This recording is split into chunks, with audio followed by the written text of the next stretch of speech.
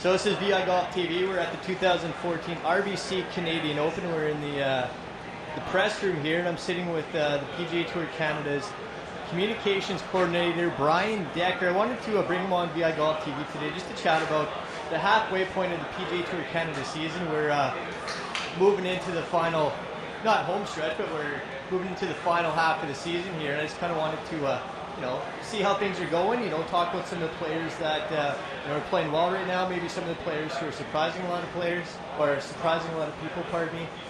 So Brian, really appreciate you taking the time out of your busy schedule to join me on VIGolf TV today. Yeah, it's been a great year so far. 6 events in the books and 6 more to go, so the race for the 5 is really heating up. Those guys are all trying to play their way on the web.com tour next year, so you're going to see the intensity of the events pick up as we make our way to the second half of the season.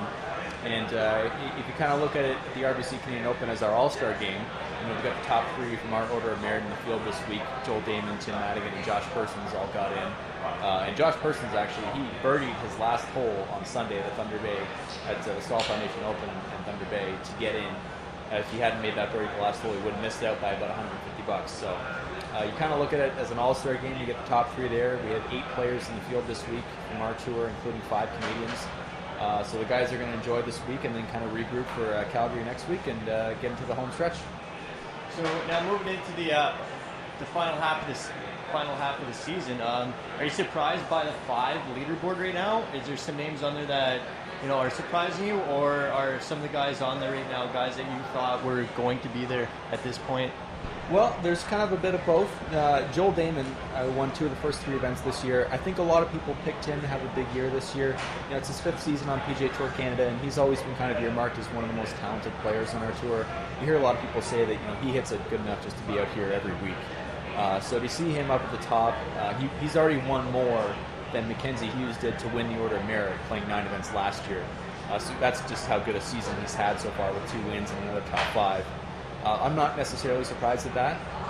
If you had to say if there would be a surprise story, I'd go with Tim Madigan from Rio Rancho, New Mexico. He's a rookie this year, and he's really burst on the scene. He's got 3 top 3 finishes. He won the Players Cup, which is a premier tournament on our tour, and he's been really consistent all year. And he's really burst on the scene, really broken through this year. And I expect him to have a good week this week at the RBC Canadian Open as well. So I want to get your opinion on the Vancouver Island players that are playing on PGA Tour Canada this year. We got Corey Renfrew, obviously, and Riley Rielden. Are you surprised by their play? What's your opinion on them this year? Well, Corey, we actually haven't seen too much of him because he played a couple of web.com tour events. He got into the Nova Scotia Open with the sponsored exemption, and he actually played well enough to get into Utah the week after. So we didn't see Corey for a couple of weeks, but he certainly played well on the web.com tour. And he played well last week in Thunder Bay. He had a top 10 finish there. So I expect to see Corey, make his way up the Order of Merit the rest of the year. He's certainly a player that a lot of people had their eyes on to start the year and to watch for. And Riley's been solid. He had a great start to the year, 2 top 15 finishes to start off. He was tied for the lead in Victoria after the first round. So we all know what he can do, and I expect to see those guys contending for titles to try to make their way into the 5 again this year. Just before I let you go here, is there a couple players playing PGA Tour Canada this year that maybe you thought should have been higher up in the Order of Merit right now? You mean guys that I haven't necessarily fulfilled so far? I think we'll start to see a few more guys get more comfortable as the season goes on.